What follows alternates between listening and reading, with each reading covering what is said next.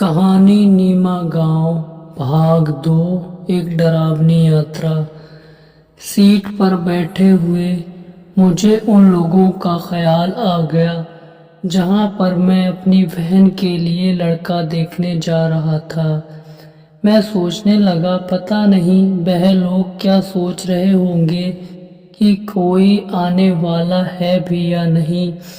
मैं अंधेरे में जागते हुए उनकी कल्पना करने लगा। खबर के मुताबिक वह लोग मुझे बस स्टैंड पर लेने आए होंगे। ना जाने कितनी देर मेरा इंतज़ार किया होगा और शायद नाराज़ होकर लौट गए होंगे। खबर देकर भी मेरे न आने पर उन्होंने आपस में ना जाने क्या क्या कहा और सुना होगा। शायद यहाँ तक भी सोच रहे होंगे कि हमें उनसे रिश्ता करना चाहिए या नहीं। मेरे दिमाग में तरह तरह के ख्याल आने लगे, लेकिन फिर मेरे दिमाग में दूसरा ख्याल यह भी आया कि हो सकता है कि ट्रेन लेट होने की संभावना उनके दिमाग में पहले से हो और वह लोग अभी भी मेरा इंतज़ार कर रहे हों। मैं प्रार्थना करने लगा कि मेरा दूसरा विचार ही सही हो, वरना मैं इतनी रात में उनका घर कहाँ ढूंढूंगा। मुझे तो यह भी नहीं पता कि बस स्टैंड से उनका घर कितनी दूर था। बाहर का सन्नाटा बस के भीतर भी पसरा हुआ था। ना जाने कितने लोग बस में पहले से सवार थे, कितने मर्द, कितनी औरतें और कितने बच्चे कि किसी की भी आवाज़ नहीं आ रही थी। फिर भी मैंने सोचा कि शायद कोई बोल रहा होगा। जंग लगी बस में टीन टप्पर के शोर में शायद मुझे उनकी आवाज़ नहीं सुन पा रहा था। मेरे बगल की सीट भी खाली थी और मैंने गौर से देखा तो पता लगा कि आगे और पीछे की सीट पर भी कोई नहीं था। अचानक मेरे चेहरे पर एक रोशनी पड़ी तो मैं चौंक कर मेरी 25 साल की जिंदगी में पहली बार किसी ऐसी बस में सफ़र किया था कि बस का कंडक्टर अपनी एक टॉर्च के जरिए काम चला रहा हो। टॉर्च के अलावा बस में कहीं भी कोई इंडिकेटर तक की रोशनी नहीं थी। सब कुछ मुझे बड़ा अजीब सा लग रहा था। मैं उस कंडक्टर को बहुत गौर से देखने लगा। मेरे इस तरह से देखने पर वह कंडक्टर भांप गया कि मैं उसे ही देख रहा हूँ। फिर उसने मेरी तरफ देखा और कहा, बाबू साहब आपको नीमा गांव जाएंगे। तब उसने टॉर्च बंद कर ली थी। हाँ, मुझे नीमा गांव का टिकट दे दीजिए।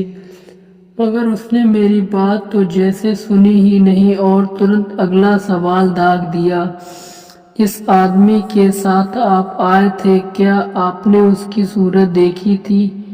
नहीं, मैंने उसकी सूरत नहीं देखी थी क्योंकि अंधेरा बहुत था। मैंने उस कंडक्टर से कहा। कुछ देर तक मेरी बात सुनकर वह खामोश रहा। मुझे बहुत गौर से देखने लगा। हालांकि अंधेरे में मुझे उसकी छाया ही दिखाई नहीं दे रही थी। मैंने गौर किया कि वह मुझे घूर रहा है। बाबू साहब, एक बात कहूँ आपसे? कहो, क्या बात है? बाबू साहब, मैंने उसे देखा। ओह, तो तुमने उसे देखा था? हो सकता है देखा हो, लेकिन तुम्हारे पास टॉर्च थी इसलिए शायद देखा हो। मैंने उसे सवालिया नज़रों से देखकर कहा। हालांकि अंधेरे में मैं उस कंडक्टर की भी शक्ल नहीं देख पा रहा था। कुछ देर के बाद कंडक्टर की आवाज़ मेरे कानों से टकराई। जिस आदमी के चेहरे पर नाक, मुंह और आंख ना हो, आप उसके साथ साइकिल पर बैठकर इतनी दूर तक आ गए। मैंने उसकी बात सुनकर पूरी तरह चौंक गया। उसने बात ही बिल्कुल उलझाने वाली कही थी। میں اب تک کی اس کی بات کا مطلب نہیں سمجھ پایا تھا۔ پھر میں نے تھوڑی تیز آواز میں کہا، آخر تم کیا کہنا چاہتے ہو؟ میں یہی کہنا چاہتا ہوں بابو صاحب، اس آدمی کے گردن کے اوپر کھوپڑی ہی نہیں تھی بابو، وہاں اس پر کوئی کوڑے جیسا چیز دکھ رہی تھی مجھے۔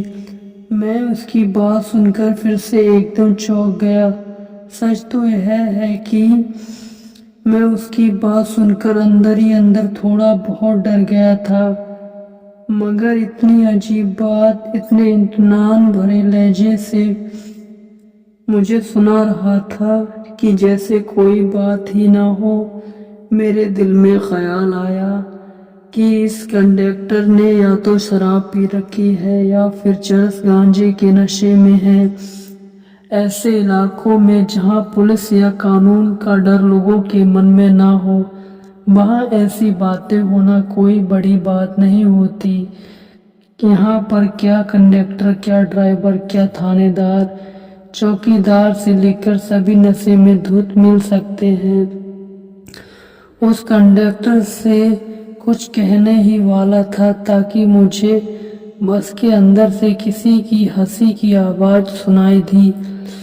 مجھے ایسا لگا جیسے کہ کنڈکٹر کی بات پر کوئی ہنسا ہو، اور اس کی بھی ہنسی ایسی تھی جیسے کہ گلا پھنس گیا ہو۔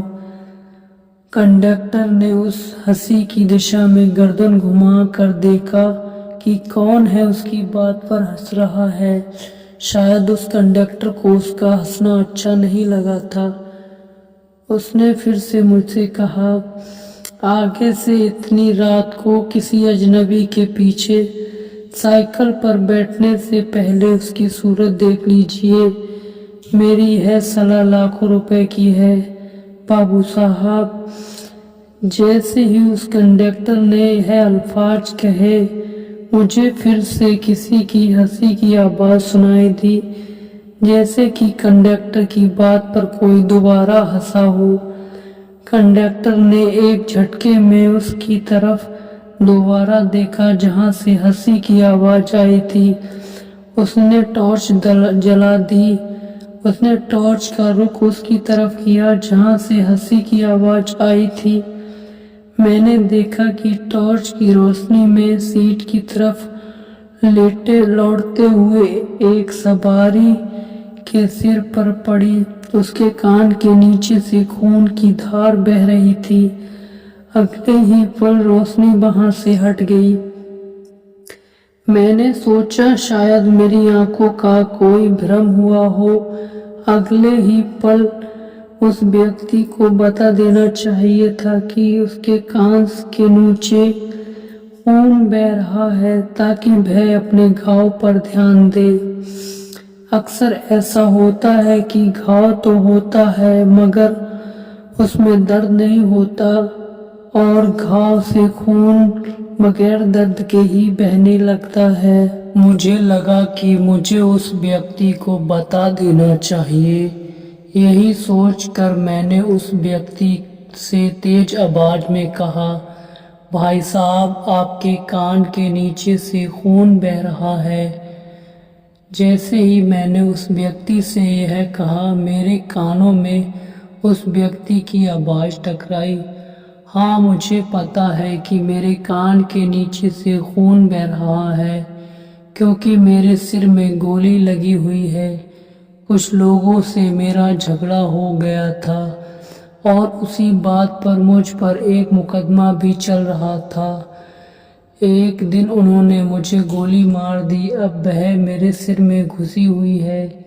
اتنا کہہ کر وہ ویکتی خاموش ہو گیا۔ میرے دل میں خیال آیا کہ وہ ویکتی اب زور سے ہنسنے لگا اور کہے گا اس نے مذاق کیا تھا، لیکن ایسا کچھ بھی نہیں ہوا۔ دوستو، کہانی میں آگے کیا ہوا جاننے کے لیے ویڈیو کا اگلا پارٹ ضرور دیکھیں۔